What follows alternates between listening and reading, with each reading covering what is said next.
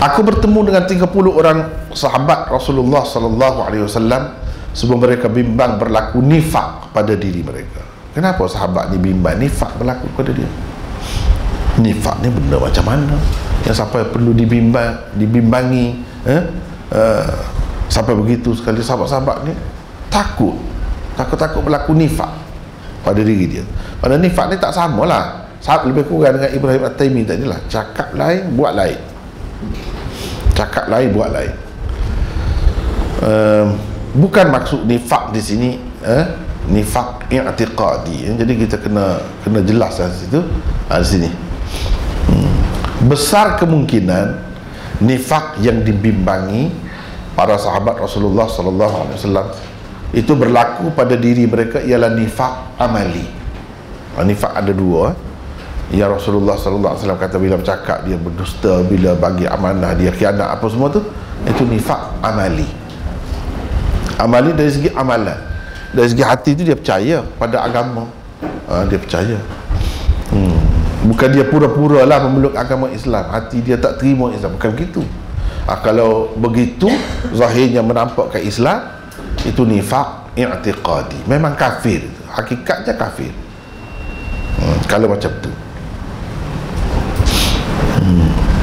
Mungkin juga kedua-dua nifak dibimbangi mereka, boleh jadi. Sebab benda tu boleh berlaku, manusia boleh berubah, iaitu nifak amali dan nifak i'tiqadi. Yang dia kata sahabat-sahabat tu semua takut berlaku nifak pada diri mereka.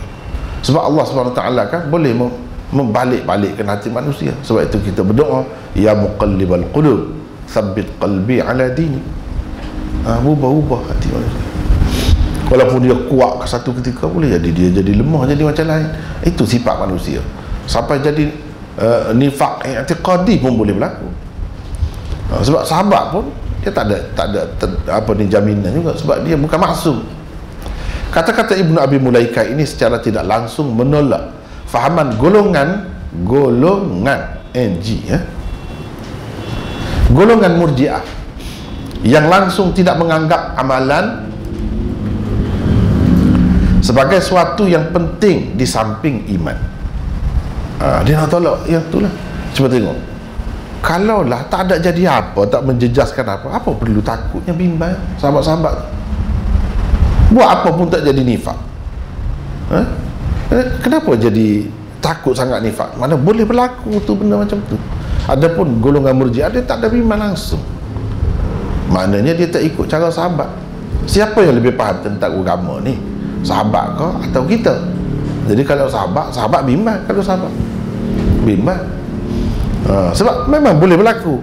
Kita cakap lain buat lain, boleh berlaku. Benda tu memang berlaku pun. Golongan itu dia nak menolak fahaman golongan Murji'ah yang langsung tidak menganggap amalan sebagai sesuatu yang penting di samping iman. Hati dan jiwa para sahabat sememangnya makmur dengan takut dan gerun kepada Allah Subhanahu Wa Taala. Namun mereka tetap bimbang akan nifak. Itulah keadaan orang yang bimbang tadi tu. Takut-takut apa? Bila berlaku kita, amalan kita jadi sia-sia. Antahbata a'malukum wa antum la tash'urun.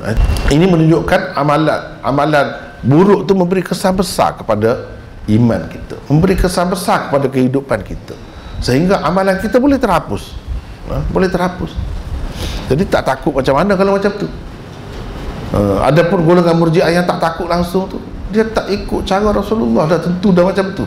Sebabnya sahabat-sahabat tu ikut Rasulullah. Golongan Murji'ah ni ada ke sahabat yang Murji'ah? Tak ada. Murji'ah ni kemudian zaman Imam Bukhari, sebelum dia tu ada lah masa tu. Tapi zaman sahabat tak ada, semua betul-betul ikut Rasulullah. Kalau ikut Rasulullah, takut tu makna sebab benda tu boleh menghapuskan amalan kita, mensia-siakan amalan kita, atau paling tidak pun mengurangkan amalan kita. Markah tu tak dapat penuh, paling tidak. Kalau tidak, kita boleh dapat penuh, dapat juga tak dapat penuh.